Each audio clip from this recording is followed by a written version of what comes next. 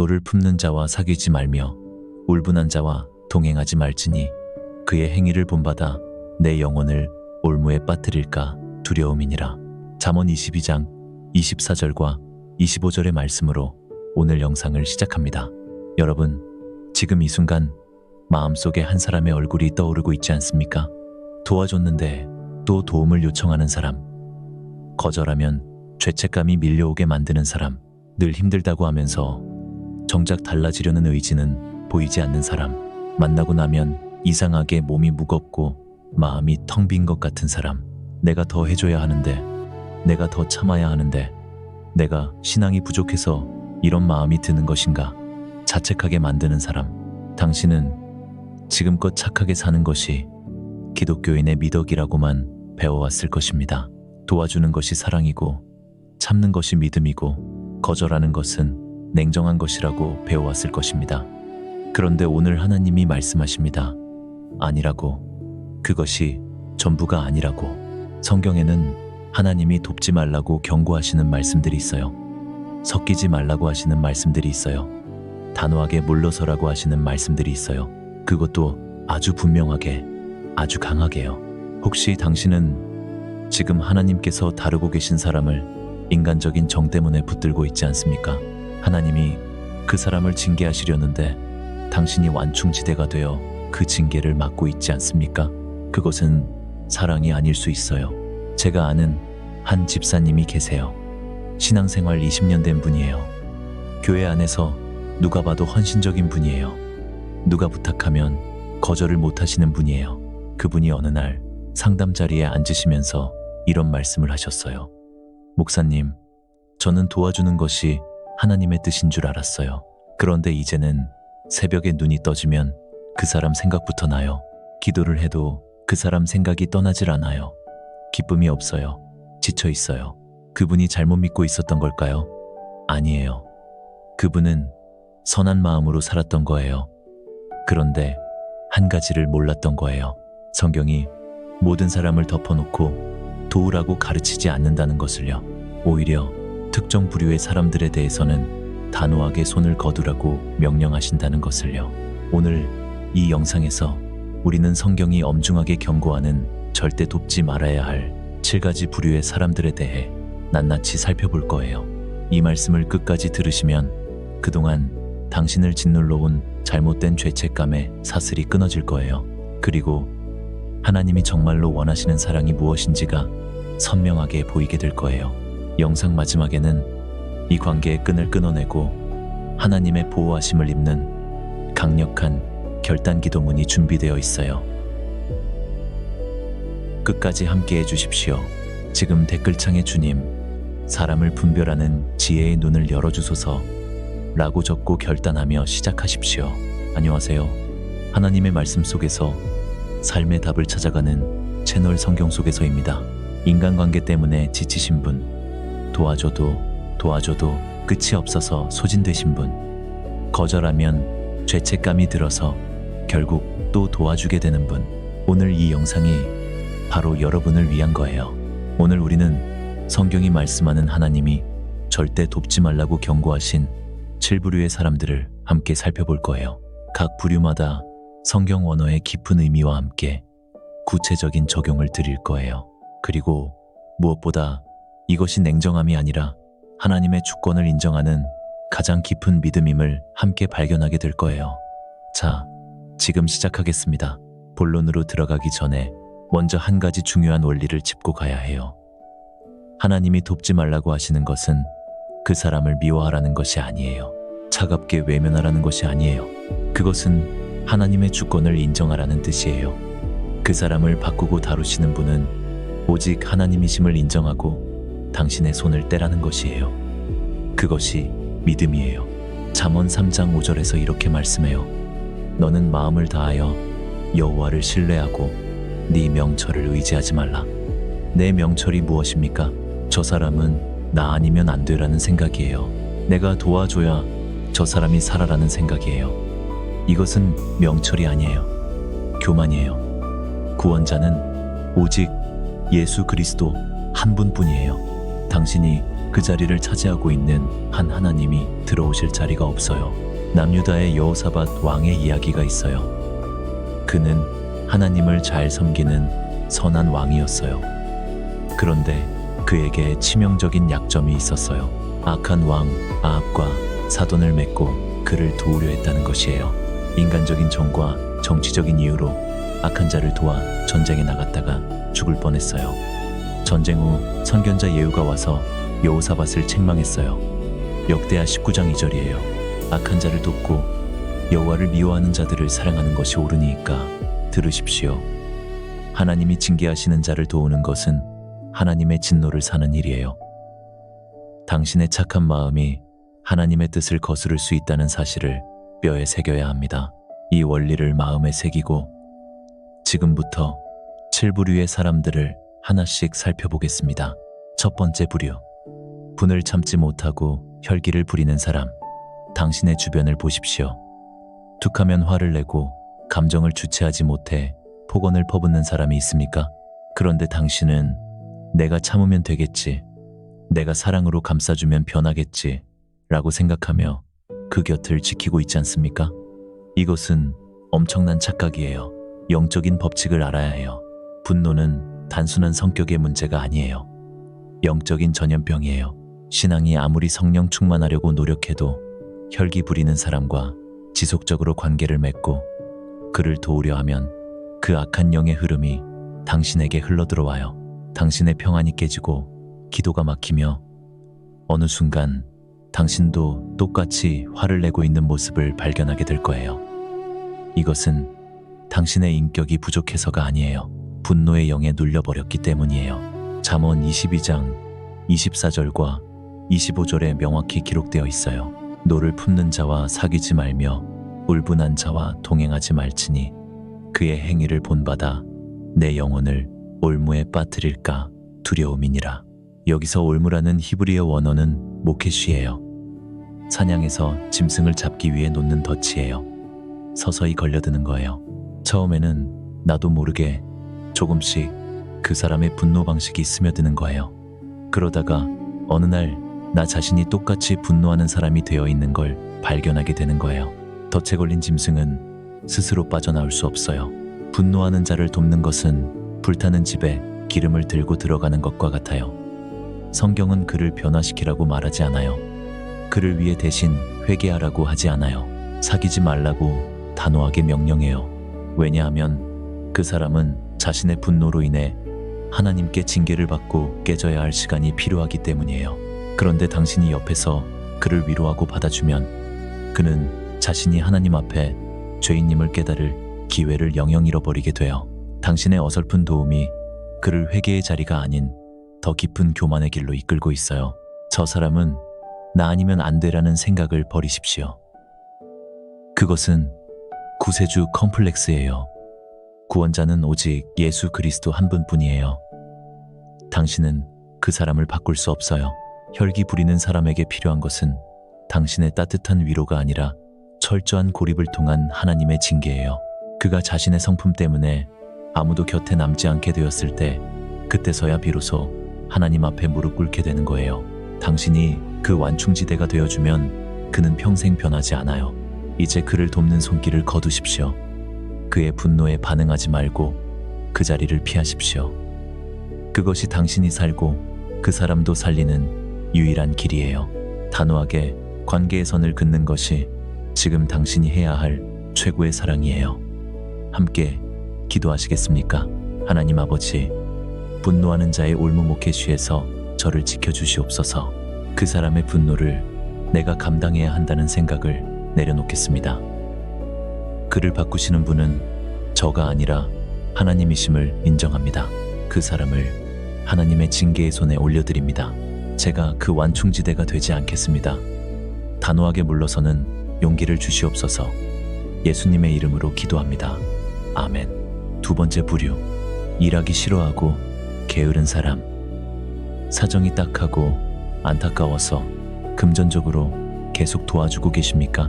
빚을 갚아주고 생활비를 대주면서 이번이 마지막이겠지 라고 믿고 싶으십니까?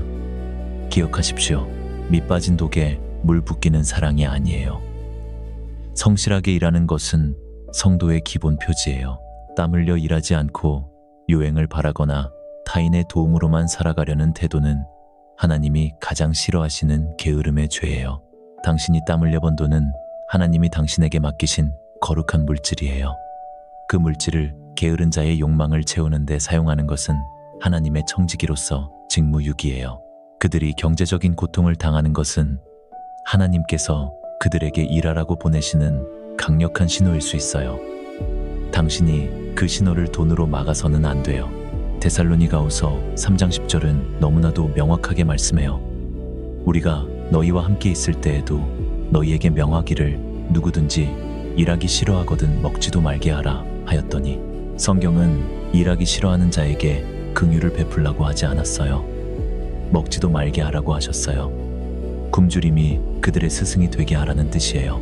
잠언 19장 15절도 말씀해요. 게으름이 사람으로 깊이 잠들게 하나니 태만한 사람은 줄일 것이니라. 당신이 그들의 배고픔을 해결해주면 그들은 영영 깊은 영적 잠에서 깨어나지 못해요.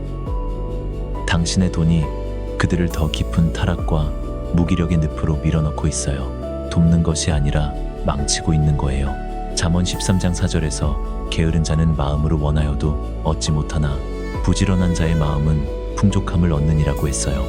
원하는 것은 있어요. 그런데 얻으려는 노력은 하지 않으려는 것이에요. 당신이 그 간격을 계속 메워주면 그 사람은 영영 노력하는 방법을 배우지 못해요. 지금 당장 무분별한 지원을 중단해야 해요. 가족이라 할지라도 자녀라 할지라도 예외는 없어요. 나이가 찼는데도 부모에게 손 벌리는 자녀, 사지 멀쩡한데 일하지 않는 형제를 돕지 마세요. 내가 안 도와주면 저 사람 굶어 죽을 텐데 라는 두려움은 마귀가 주는 것이에요. 하나님은 그들을 굶겨 죽이려는 것이 아니에요. 굶주림을 통해 일터로, 그리고 하나님 앞으로 부르시는 중이에요. 물질의 공급을 끊는 것이야말로 그들을 영적으로 독립시키는 가장 강력한 사랑이에요. 네가 땀 흘려 일할 때 하나님이 도우신다는 진리를 가르치십시오. 그리고 지갑을 닫으십시오. 그것이 진정으로 그들을 위한 길이며 당신의 가정을 지키는 지혜예요. 함께 기도하시겠습니까? 하나님 아버지, 제 손으로 번 물질이 거룩한 청지기의 것임을 믿습니다. 게으른 자에게 그 물질을 쏟아붓는 것을 멈추겠습니다. 그 사람이 굶주림을 통해 하나님 앞으로 나아오게 해주시옵소서. 제가 그 길을 막는 완충지대가 되지 않겠습니다. 지갑을 닫는 그 결단을 허락해 주시옵소서. 예수님의 이름으로 기도합니다. 아멘. 세 번째 부류, 죄책감으로 나를 조종하는 사람. 여러분, 이런 패턴을 경험해 보신 적 있으세요?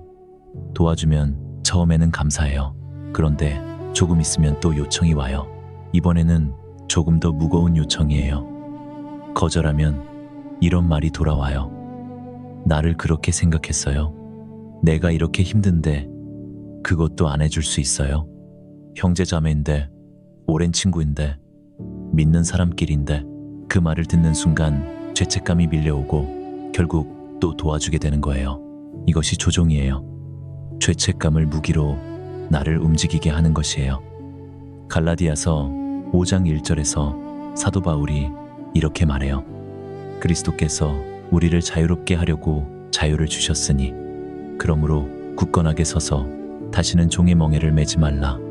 종의 멍에, 헬라어로 쥐고스 둘레이아스예요. 쥐고스는 멍에, 둘레이아스는 종이라는 뜻이에요. 예수님이 우리를 자유롭게 하셨는데 다시 종의 멍에를 매지 말라고 해요. 죄책감으로 조종당하는 관계가 바로 이 종의 멍에예요. 예수님의 멍에는 어떤 멍에인가요? 마태복음 11장 29절과 30절에서 예수님이 이렇게 말씀하셨어요. 나의 멍에를 메고 내게 배우라.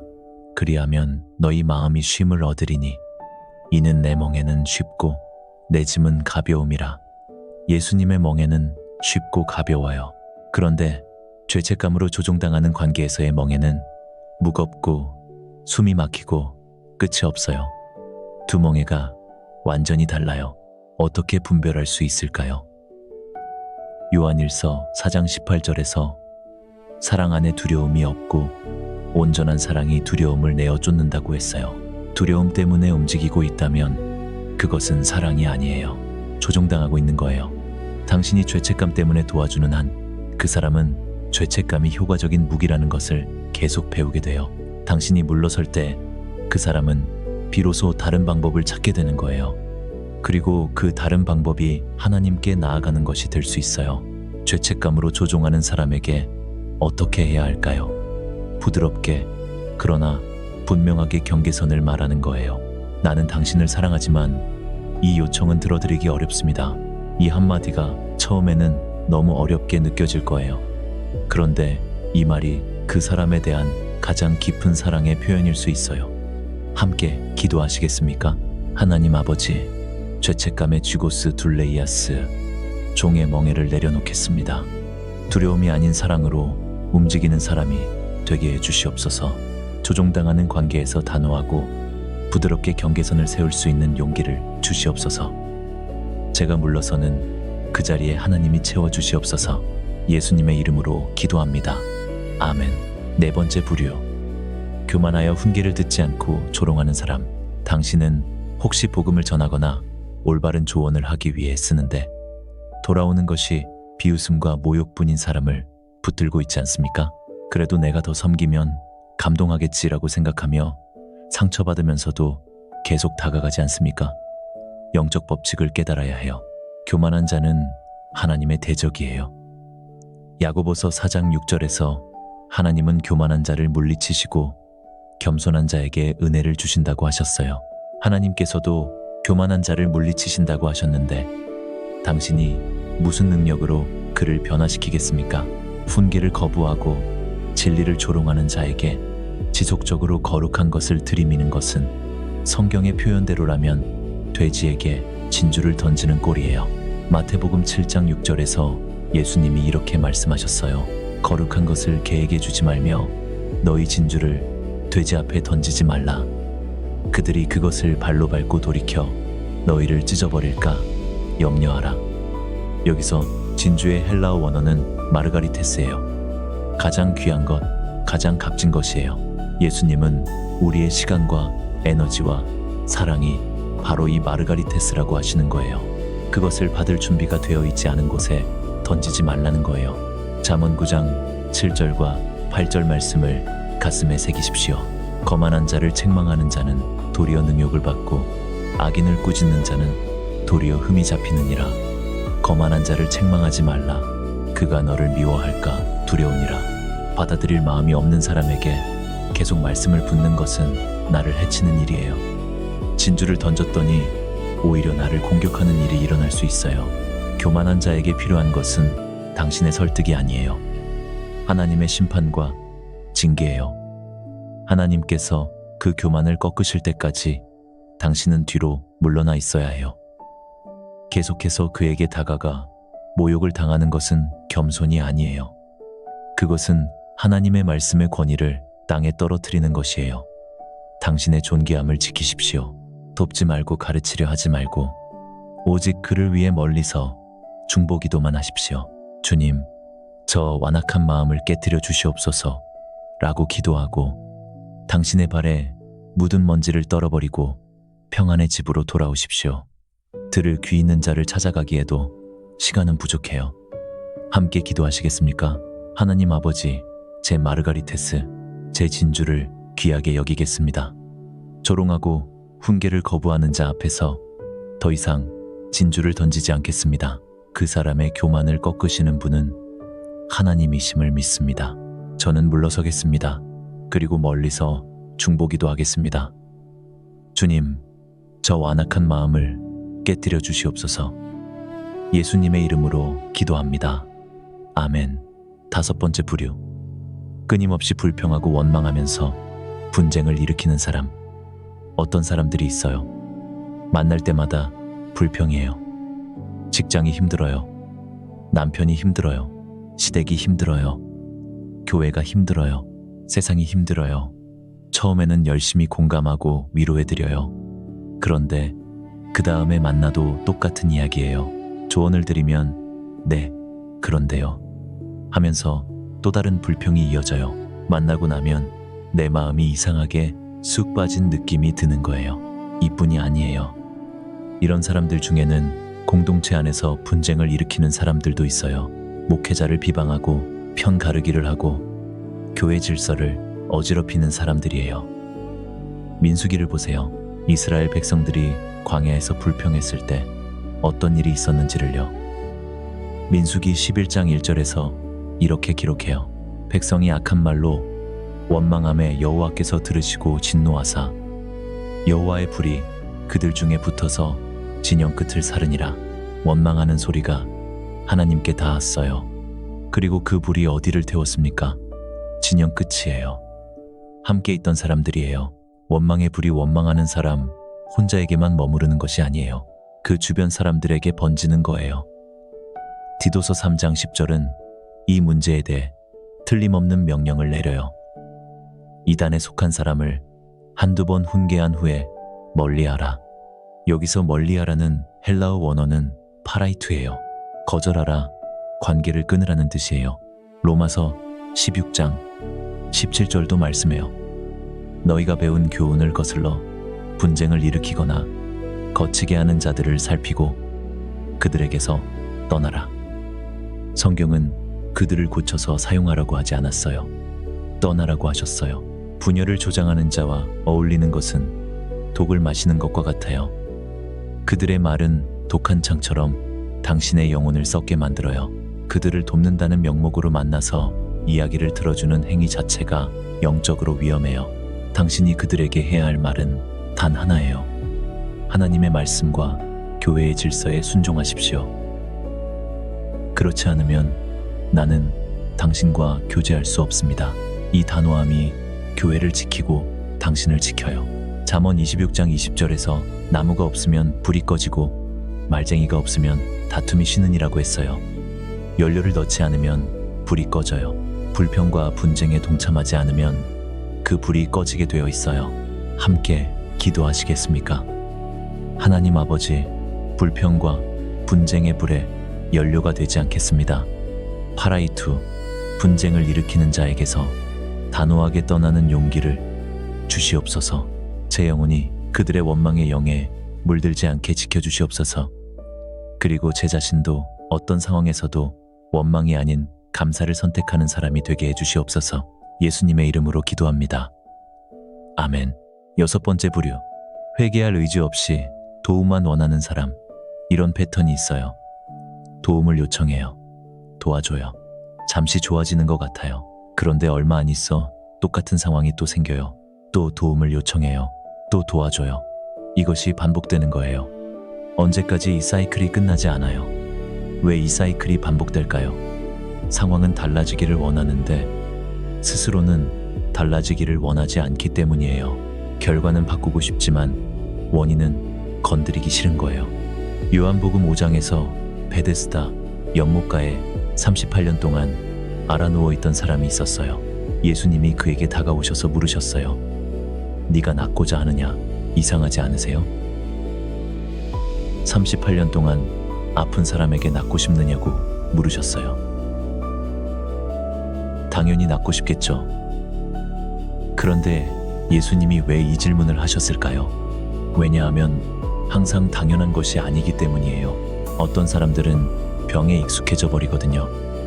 아픈 상태가 오히려 도움을 받는 통로가 되고 관심을 받는 방법이 되어버리거든요. 낫는 것이 오히려 두려운 사람들이 있는 거예요. 그 사람의 대답을 보세요. 주여, 물이 움직일 때 나를 못에 넣어줄 사람이 없어 내가 가는 동안에 다른 사람이 먼저 내려가나이다. 변명이에요. 낫고 싶습니까? 하는 질문에 다른 사람이 도와주지 않아서 못 낫는다고 대답하는 거예요. 이것이 회개할 의지가 없는 사람의 전형적인 패턴이에요. 문제를 자기 밖에서 찾아요. 항상 환경 탓, 사람 탓이에요. 예수님은 그에게 일어나 내 자리를 들고 걸어가라고 하셨어요. 고쳐주셨어요. 그런데 나중에 요한복음 5장 14절에서 그 사람을 성전에서 다시 만나셨을 때 예수님이 이렇게 말씀하셨어요. 보라, 네가 나았으니 더 심한 것이 생기지 않게 다시는 죄를 범하지 말라. 더 심한 것이 생기지 않게. 이것은 그의 병이 단순한 질병이 아니라 삶의 방식과 연결되어 있었다는 거예요. 고침을 받았지만 그 삶의 방식이 바뀌지 않으면 더 나쁜 상황이 올 수 있다는 경고였어요. 회개할 의지 없이 도움만 원하는 사람에게 계속 도움을 주는 것은 그 사람이 근본적인 변화를 미루게 만드는 거예요. 내가 계속 문제를 해결해주는 한 그 사람은 자신이 변해야 할 이유를 느끼지 못해요. 내가 물러설 때 그 사람이 비로소 자신의 삶을 직면하게 되는 거예요. 그리고 그 직면이 하나님 앞으로 나아가는 시작이 돼요. 이것이 가장 깊은 사랑이에요. 불편하지만 그 사람의 진짜 성장을 위한 사랑이에요. 에스겔 3장 18절에서 하나님이 이렇게 말씀하셨어요. 가령 내가 악인에게 말하기를 너는 꼭 죽으리라 할 때에 네가 깨우치지 아니하거나 악인에게 말하여 그의 악한 길에서 떠나 생명을 구원하게 하지 아니하면 그 악인은 그의 죄악 중에서 죽으려니와 내가 그의 피값을 내 손에서 찾을 것이고 경고는 해야 해요. 한 번, 두 번은 말해야 해요. 그런데 그 경고를 무시하고 변할 의지를 보이지 않는 사람에게 계속 무한정 도움을 쏟아붓는 것은 다른 이야기예요. 경고와 무한정 지원은 달라요. 지금 당장 이 사이클을 끊어내야 해요. 그 사람에게 이렇게 말하세요. 나는 당신이 진짜로 달라지기를 원해요. 그런데 내가 계속 도와주는 것이 당신이 달라지는 것을 막고 있다는 것을 알았어요. 그래서 나는 물러서려고 해요. 당신을 포기하는 것이 아니에요. 당신이 하나님 앞에 직접 서기를 바라기 때문이에요. 함께 기도하시겠습니까? 하나님 아버지, 그 사람의 진짜 회복을 원합니다. 제 도움이 그 회복을 막고 있는 것은 아닌지 돌아보게 해주시옵소서. 물러서는 것이 사랑임을 믿을 수 있는 믿음을 주시옵소서. 그 빈자리에 하나님이 채워주시고 그 사람이 하나님 앞에 직접 나오게 해주시옵소서. 예수님의 이름으로 기도합니다. 아멘. 7번째 부류. 은혜를 원수로 갚는 배은망덕한 사람. 마지막 부류예요. 도와주면 고마워하기는커녕 더 내놓으라 하고 나중에는 당신을 모함하고 뒤통수를 치는 사람들이에요. 이런 번씩 7번이라도 용서해야지 라며 또다시 그들에게 기회를 주고 있지 않습니까? 물론 용서는 해야 해요. 미워하지는 말아야 해요. 그러나 그들을 다시 신뢰하고 돕는 것은 별개의 문제예요. 다윗을 보세요. 그가 선을 베풀었으나 악으로 갚았던 나발 같은 자들이 있어요. 사무엘상 25장에서 다윗이 나발의 목자들을 오랫동안 보호해 주었어요. 진심으로 도와줬어요. 그런데 나발은 다윗에게 먹을 것을 요청했을 때 이렇게 말했어요. 다윗이 누구냐? 이새의 아들이 누구냐? 철저하게 무시했어요. 은혜를 원수로 갚은 거예요. 잠언 17장 13절은 고발해요. 악으로 선을 갚으면 악이 그 집을 떠나지 아니하리라. 당신이 은혜를 원수로 갚는 자와 계속 섞이면 그의 악한 것이 당신에게도 옮아와요. 예수님께서도 자신을 믿지 않고 배척하는 고향 사람들에게는 기적을 행하지 않으시고 그곳을 떠나셨어요. 마태복음 13장 58절에서 그들이 믿지 않음으로 말미암아 거기서 많은 기적을 행하지 아니하시니라 라고 기록해요. 이것이 지혜예요. 계속해서 배신당하고 이용당하면서도 이게 십자가의 길이야 라고 자위하지 마세요. 그것은 십자가가 아니에요. 미련함이에요. 하나님은 당신이 호구가 되기를 원치 않으세요. 당신은 왕같은 제사장이며 거룩한 하나님의 자녀예요. 베드로전서 2장 9절에서 너희는 택하신 족속이여 왕같은 제사장들이여 거룩한 나라여 그의 소유가 된 백성이라고 했어요. 당신의 도움을 없게 여기지 않는 자에게 그 귀한 것을 던지지 마세요. 이제는 거절의 은사를 발휘해야 할 때예요. 당신의 도움이 그 사람을 더 악하게 만들고 있어요. 그가 당신을 이용해 먹도록 방치하는 것은 그가 죄를 더 쌓도록 돕는 것이에요. 당신의 선한 에너지를 감사할 줄 아는 사람, 복음에 반응하는 사람, 진짜로 도움이 필요한 사람에게 돌리세요. 그것이 하나님의 경제 법칙이에요. 배은망덕한 자에게서 돌아서십시오. 그리고 그 상처받은 마음을 하나님께 가지고 나아가 치유받으십시오. 더 이상 사람에게 기대하지 말고 오직 하나님께만 상급을 바라십시오. 그 사람과의 관계를 정리하는 것이 당신의 영혼을 보호하고 하나님의 공의를 세우는 길이에요. 함께 기도하시겠습니까? 하나님 아버지, 저는 왕 같은 제사장이요 거룩한 하나님의 자녀임을 믿습니다. 제 도움을 없게 여기는 자에게 계속 쏟아붓는 것을 멈추겠습니다. 상처받은 이 마음을 하나님 앞에 가져갑니다. 치유해 주시옵소서. 그리고 제 선한 에너지를 진짜 필요한 곳에 쓸 수 있는 분별력을 주시옵소서. 예수님의 이름으로 기도합니다. 아멘. 이제 오늘 말씀을 마무리하면서 가슴에 손을 얹고 함께 결단 기도를 드리겠습니다. 진심을 담아 소리내어 따라하십시오. 살아계신 하나님, 저는 오늘 제 안에 있던 헛된 연민과 사람을 의지하던 마음을 회개합니다. 하나님보다 앞서서 사람을 도우려 했던 교만을 용서하여 주옵소서. 저 사람은 나 아니면 안 된다는 구세주 컴플렉스를 내려놓겠습니다. 구원자는 오직 예수 그리스도 한 분뿐임을 고백합니다.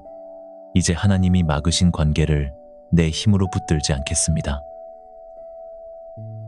나는 오늘부로 내 영혼을 파괴하는 모든 악한 관계를 예수의 이름으로 끊어냅니다. 분노의 영은 내 가정에서 떠나갈지어다. 게으름의 영은 내 주변에서 떠나갈지어다. 조종과 죄책감의 영은 내 삶에서 떠나갈지어다. 불평과 분쟁의 영은 내 공동체에서 떠나갈지어다. 나는 사람을 두려워하지 않고 오직 하나님의 말씀에만 순종하는 자다. 나의 도움은 오직 여호와께로부터 오며 나는 지혜롭게 분별하여 섬길 것이다. 내 인생과 우리 가정은 하나님의 보호 아래 거룩하고 평안할지어다. 예수님의 이름으로 기도합니다. 아멘. 오늘 우리가 함께 살펴본 하나님이 절대 돕지 말라고 경고하신 7부류의 사람들을 다시 정리해 드릴게요. 첫 번째는 분을 참지 못하고 혈기를 부리는 사람이에요. 모케쉬, 분노의 올무에 걸리지 마세요. 그 사람을 하나님의 징계의 손에 올려드리세요. 두 번째는 일하기 싫어하고 게으른 사람이에요. 지갑을 닫으세요. 굶주림이 그들의 스승이 되게 하세요. 세 번째는 죄책감으로 나를 조종하는 사람이에요. 쥐고스 둘레이아스, 종의 멍에를 내려놓으세요.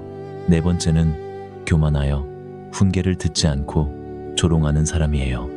마르가리테스, 내 진주를 귀하게 여기세요. 돼지 앞에 던지지 마세요. 다섯 번째는 끊임없이 불평하고 원망하면서 분쟁을 일으키는 사람이에요. 파라이투, 멀리하세요. 연료를 끊으면 불이 꺼져요. 여섯 번째는 회개할 의지 없이 도움만 원하는 사람이에요. 물러서는 것이 더 깊은 사랑이에요. 그 빈자리에 하나님이 들어오세요. 일곱 번째는 은혜를 원수로 갚는 배은망덕한 사람이에요.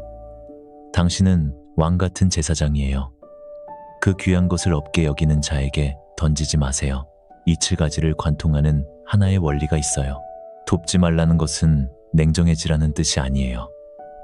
하나님의 주권을 인정하라는 뜻이에요. 그 사람을 바꾸고 다루시는 분은 오직 하나님이심을 인정하고 당신의 손을 떼라는 것이에요. 그것이 믿음이에요. 내 명철을 의지하는 교만을 내려놓고 하나님께 맡겨드리는 것. 이것이 오늘 우리가 품어야 할 참된 신앙이에요. 하나님은 오늘 이토록 강하게 말씀하시는 이유가 단 하나예요. 당신을 너무나 사랑하시기 때문이에요. 당신이 잘못된 관계에 얽매여 인생을 허비하고 영적으로 고갈되는 것을 하나님은 더 이상 두고 보실 수 없으신 거예요. 하나님은 당신이 자유롭기를 원하세요. 하나님은 당신이 건강한 관계 속에서 기쁨을 누리며 진짜 도움이 필요한 곳에 쓰임받기를 원하세요. 오늘 이 말씀이 당신의 영혼을 찌르고 심령을 깨웠다면 이것은 성령님께서 당신을 살리시려는 신호예요. 이 영상을 그냥 보고 지나치지 마십시오. 지금 당장 생각나는 그 사람, 정리해야 할 그 관계를 위해 기도하십시오. 오늘 이 7가지 부류 중에 지금 여러분 마음에 떠오르는 사람이 있으시다면 댓글에 번호로 남겨주세요. 이 말씀이 자유함을 주셨다면 댓글에 아멘으로 고백해주세요. 그리고 이 영적 원리를 몰라 지금도 사람에게 시달리며 고통받고 있는 주변의 지인들에게, 사랑하는 자녀들에게 이 영상을 공유해 주십시오.